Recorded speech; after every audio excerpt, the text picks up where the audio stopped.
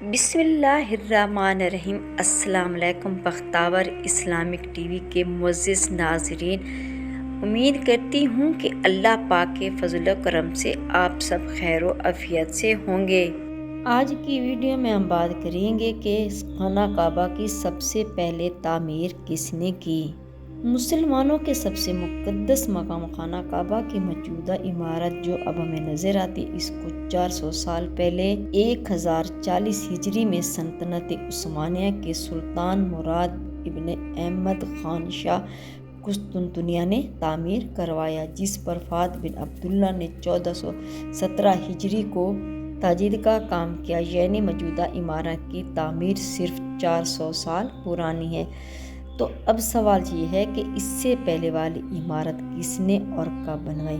خانہ کعبہ کو سب سے پہلے کس نے تعمیر کیا اور پہلا حج کس نے ادا کیا؟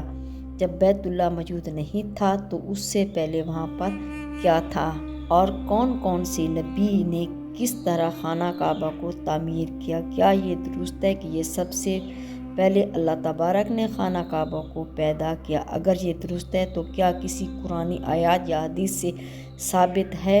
ہم سب نے یہ سن رکھا ہے کہ حضرت ابراہیم علیہ السلام نے خانہ کعبہ کی تعمیر کی۔ یہ سب ہم آپ کو آج کی ویڈیو میں بتائیں گے۔ آپ کو یہ جان کر حیرانگی ہوگی کہ یہ تعمیر پہلی دفعہ نہ تھی، یعنی خانہ کعبہ اس سے پہلے بھی موجود رہا ہے۔ حضرت امام محمد بغوی رحمۃ اللہ اپنے مشہور زمانہ تفسیر خازان میں لکھتے ہیں کہ خانہ کعبہ کی سب سے پہلی تعمیر فرشتوں نے کی، جو کہ حضرت آدم علیہ السلام کی تخلیق سے بھی 2000 سال پہلے تھی۔ یہ بالکل اسی جگہ تھی جہاں اب خانہ کعبہ موجود ہے۔ ایک روایت میں ہے کہ جب فرشتوں نے کہا کہ اللہ تبارک انسان تو زمین میں فساد پھیلا دے گا، جس پر اللہ تعالیٰ نے یوں ارشاد فرمایا، جو کچھ میں جانتا ہوں وہ تم نہیں جانتے۔ بس فرشتوں نے یہ جان لیا کہ اللہ تعالیٰ ہم سے ناراض ہو گیا ہے، چنانچہ انہوں نے گول چکروں میں طواف کرنا شروع کر دیا اور ساتھ ساتھ اللہ تبارک کی تسبیح اونچی آوازوں میں کرنے لگے۔ تو اللہ تعالیٰ نے ان پر رحم فرمایا اور اسی جگہ جہاں انہوں نے چکر لگائے، اپنے عرش کے نیچے ایک بے مثال اور خوبصورت 4 ستونوں پر ایک گھر تعمیر فرمایا، جو بیت المعمور کے نام سے مشہور ہوا۔ سورۃ طور کی آیت نمبر 49 میں اللہ تبارک نے بیت المعمور کا ذکر فرمایا ہے۔ بیت المعمور 7واں آسمان میں عرش کے سامنے کعبہ شریف کے بالکل اوپر ہے۔ آسمانوں میں اس کی حرمت ایسی ہی ہے جیسے زمین پر خانہ کعبہ کی حرمت ہے۔ یہ آسمان والوں کا کعبہ ہے اور ہر روز 70,000 فرشتے اس میں طواف اور نماز کے لیے حاضر ہوتے ہیں، اور جنہیں پھر کبھی بھی واپس آنے کا موقع نہیں ملتا۔ اس کے بعد اللہ تعالیٰ نے فرشتوں کو حکم دیا ہے کہ زمین پر بھی اس بیت المقدس کی مانند میرا گھر بناؤ۔ جس طرح فرشتے بیت المعمور کا طواف کرتے ہیں، اسی طرح زمین پر میرے بندے اس گھر کا طواف کریں۔ چنانچہ حکم الہی کی تعمیل میں فرشتوں نے بیت اللہ شریف کی تعمیر کی اور اس کا طواف شروع کیا، اور فرشتوں ہی نے سب سے پہلے حج بھی کیا تھا۔ یہ تھی مکہ معظمہ میں خانہ کعبہ کی سب سے پہلی تعمیر، جو کہ جنات اور فرشتوں کی لڑائی میں متاثر ہوئی، اور پھر جب اللہ تعالیٰ نے حضرت آدم علیہ السلام کو زمین پر بھیجا تو انہی بنیادوں پر دوبارہ خانہ کعبہ تعمیر کرنے کا حکم دیا۔ یہ بیت اللہ کی دوسری تعمیر تھی۔ چنانچہ حضرت جبرائیل علیہ السلام نے انہی بنیادوں کی نشاندہی کی اور حضرت آدم علیہ السلام نے بیت اللہ تعمیر کیا۔ پھر اللہ تبارک نے حضرت آدم علیہ السلام کو طواف کا حکم دیا اور ساتھ فرمایا کہ آپ پہلے انسان ہیں اور یہ پہلا گھر ہے۔ خانہ کعبہ کی تیسری تعمیر اس وقت ہوئی جب وقت کے ساتھ ساتھ کعبہ کی دیواریں کمزور ہوئیں، تو حضرت آدم علیہ السلام کے بیٹے حضرت شیط علیہ السلام نے مٹی اور پتھر سے بیت اللہ شریف کو دوبارہ تعمیر کیا، جبکہ کچھ مفسرین کا کہنا ہے کہ حضرت شیط علیہ السلام نے صرف مرمت کا کام کیا تھا۔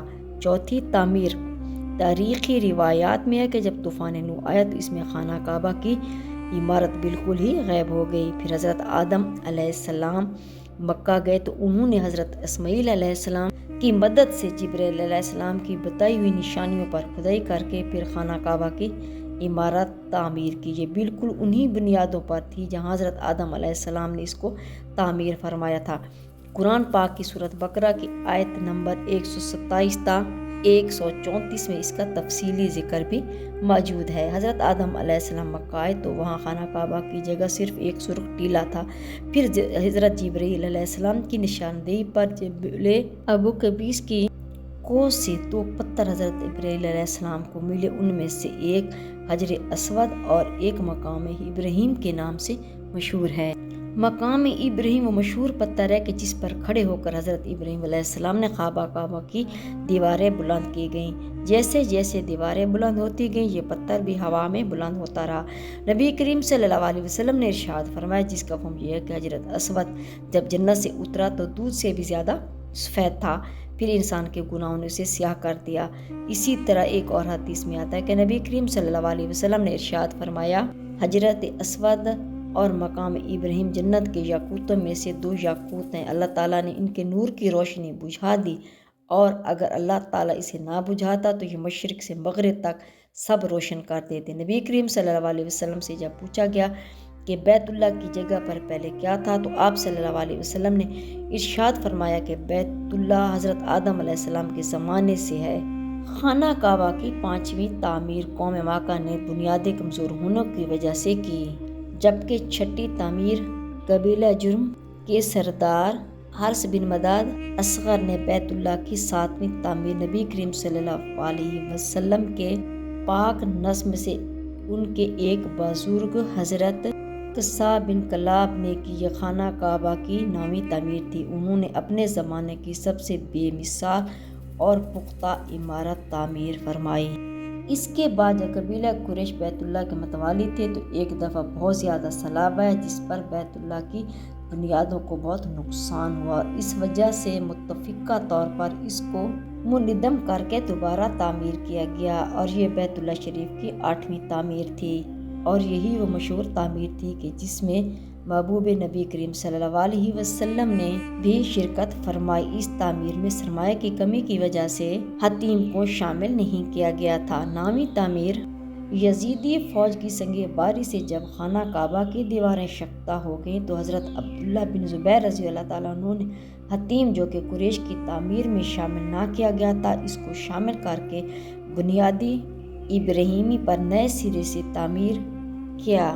بیت اللہ کی 10ویں تعمیر عبد الملک بن مروان کے نائب حجاج بن یوسف، جو کہ ایک ظالم حکمران تھا، اس نے 74 ہجری میں پھر سے خانہ کعبہ کو قریش والی تعمیر کے مطابق دوبارہ سے تعمیر کر دیا۔ پھر خلیفہ ہارون رشید مسند پر بیٹھا تو اس نے خانہ کعبہ کو گرانے کا فیصلہ کیا، اور حضرت عبداللہ بن زبیر رضی اللہ عنہ کی تعمیر کے مطابق اس کو دوبارہ سے تعمیر کرنا چاہا، لیکن اس وقت کے امام ابو یوسف رحمۃ اللہ نے یہ کہہ کر اسے روک دیا گیا کہ اگر یہی طریقہ رہا تو پھر ہر آنے والا حکمران اپنی شہرت کے لیے خانہ کعبہ کو گرا کر تعمیر کرتا رہے گا، اور لوگوں کے دلوں سے اس گھر کی عظمت کم ہو جائے گی۔ پھر 1040 ہجری میں سلطنت عثمانیہ کے سلطان مراد ابن احمد خان شاہ قسطنطنیہ نے حجرت اسود والے رکن کے علاوہ ساری عمارت کو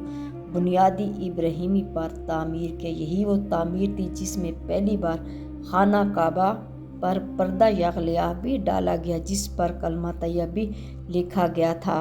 سلیمان سلطان کی تعمیر کے بعد شاہ فیض عبد العزیز نے سن 1417 ہجری کو بیت اللہ شریف کے تجدید کا کام کیا۔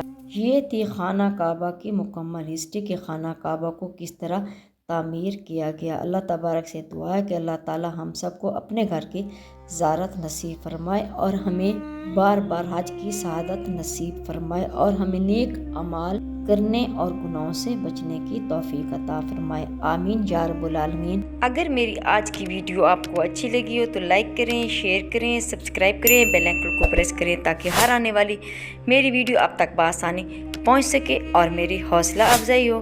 فی امان اللہ۔